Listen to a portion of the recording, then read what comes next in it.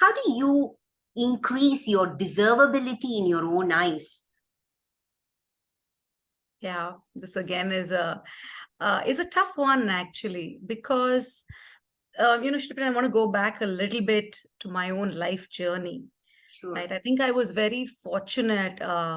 Even though we had, absolutely, I would say the 1980s kind of middle class Indian upbringing, and obviously our exposure was limited and things like that. But I think I've been very fortunate in having an ecosystem, right? Whether it was my parents, grandparents, who, absolutely, have never had us feeling that, hey, you don't deserve this or that, or, this is for so and so.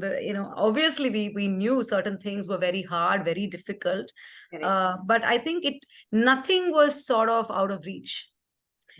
And when you are in that kind of an environment, you sometimes even very, with a lot of being very naive, you think everything is possible. I remember when I was, maybe all of 9 or 10, where I thought I would, I could dream to be, the prime minister of the country, right? Correct.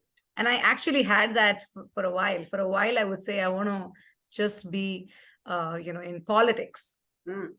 Right? I mean, little did we know, how much stuff that went on there. But I'm just saying, so I think deservability was never consciously ever there, right? The question, do I deserve it? But what's interesting is, as again, you understand, when we go through socialization, right? When we kind of go through various different lives, high school, college, everything else, right? The roles we play. I think society plays a huge role in putting narratives into your head. Correct. Saying, am I too young? Am I good enough? Am I educated enough? Am I, all those questions, right? When they don't really have to. Those are all cognitive questions. Correct. And I think when you look at deservability in general, one way, at least I have felt that, whatever I've got or whatever I have been or achieved or blessed with, is something I do deserve. I've never felt the imposter syndrome, but I think it's not been natural, right? It takes work, because again, like you said, the demons come back. Correct. And, I remember when I got my, Master Certified Coach credential, I was perhaps one of the youngest. And, I've had some clients actually tell me, you look too young to be, a master coach or even a coach for that matter. Correct. And that's when you actually wonder, right? Because in coach training and otherwise, that age or even experience for that matter are not the most critical things. But the voices all around you kind of say that.